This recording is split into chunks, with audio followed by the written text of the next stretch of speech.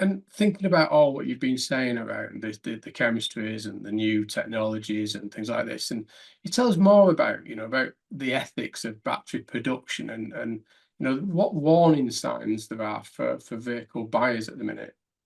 So the good news is that in comparison to a lot of the stories you'll hear about in the tabloids, the supply chain situation is a lot rosier than many people think.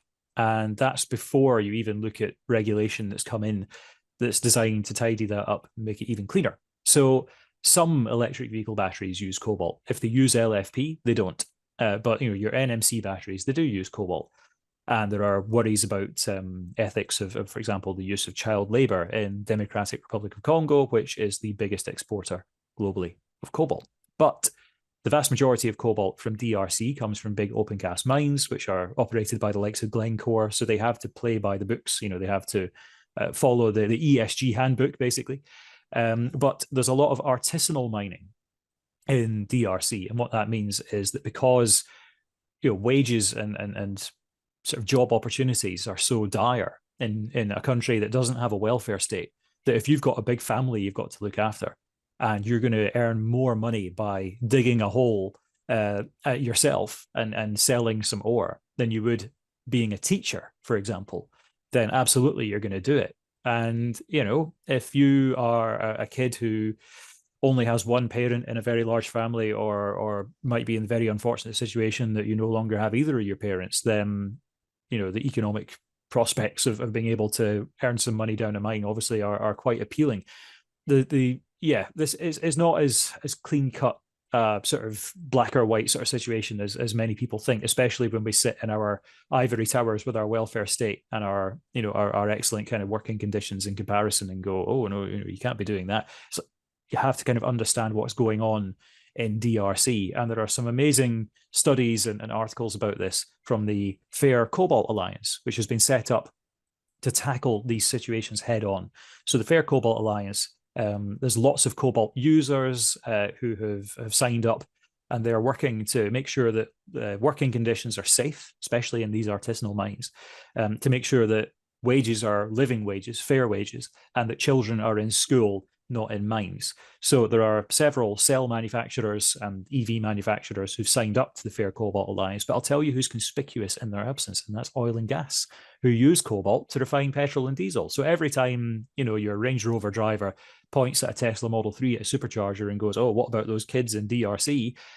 The standard range Model 3 is not using any cobalt. Meanwhile, your man who's filling his petrol Range Rover, he's using cobalt every time. So there's a serious hypocrisy there. But also nickel, to be fair, we do need to be aware of the carbon intensity of nickel. A lot of it comes from Indonesia, which is a predominantly coal-fired grid, although the UN has just given them a massive cash injection to try and vastly improve the renewables on their grid and to decarbonize it. There's also issues with wastewater, for example, from nickel mines leading to river pollution and so on. But again, these are not insurmountable. It requires greater intervention, not just nationally from Indonesia, but internationally. And we need to make sure that our supply chains are as clean and as ethical as possible. And that's where the EU is going to be introducing very shortly a battery passport.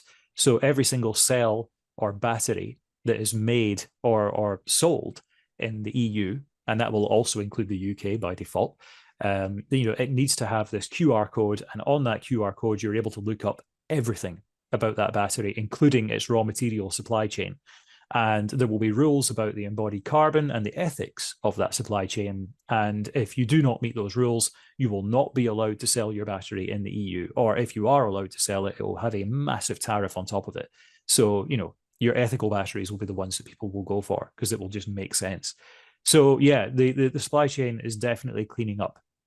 And as we move to more ethical chemistries like LFP, incidentally, phosphate, which is a bit of a bottleneck in LFP supply at the moment, Norway has just found 70 billion tons of it, which has doubled the world's known reserves. And that happens to be in a very clean, very friendly country. So that bodes well for the future of ethical batteries in Europe and the US, amongst other nations.